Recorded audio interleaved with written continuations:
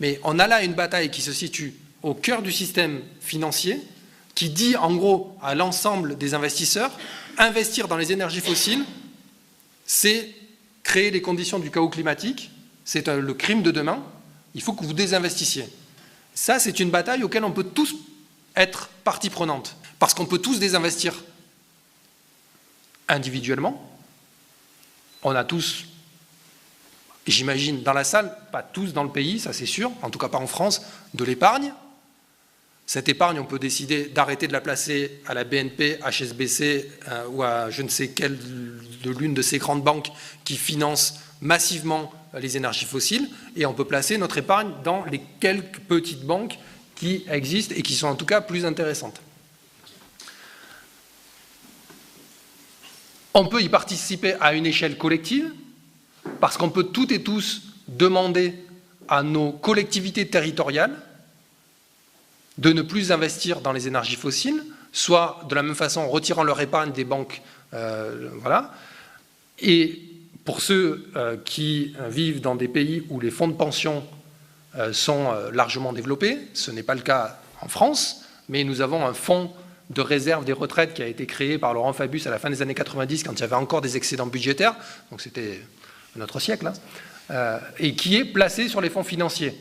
Nous sommes en train de mener bataille auprès de ce qui s'appelle la Caisse des dépôts et consignations en France pour leur demander et exiger qu'ils désinvestissent des énergies fossiles en disant « vous ne pouvez pas financer la retraite de nos retraités avec des financements qui contribuent à détruire la planète dans laquelle vont vivre les petits-enfants de ces mêmes retraités ».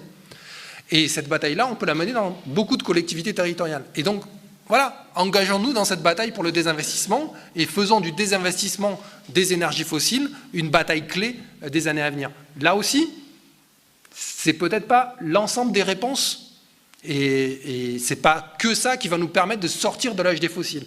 Mais si on ne dénoue pas ce nœud entre le système financier et l'industrie pétrolière et gazière et charbonnière, c'est sûr qu'on n'y arrivera pas.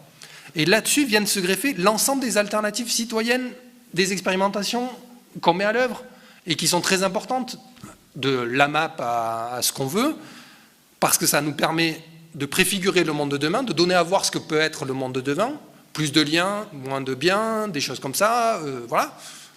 Ça donc crée un autre imaginaire. Et ça permet également de nous donner plus de liberté dans ce monde-là pour agir différemment. C'est qu'effectivement, quand on s'engage dans ces initiatives-là, on crée des liens et on est capable de mener d'autres batailles.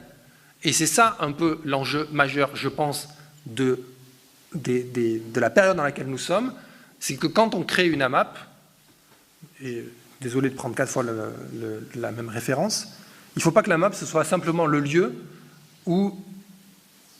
Ah, excusez-moi, en plus les AMAP, forcément tout le monde connaît. Donc c'est les associations de maintien d'une agriculture paysanne qui visent à mettre en lien en France, c'est les CSA américains, les producteurs et les consommateurs directement en lien. Mais on peut parler, votre boutique bio, c'est la même chose.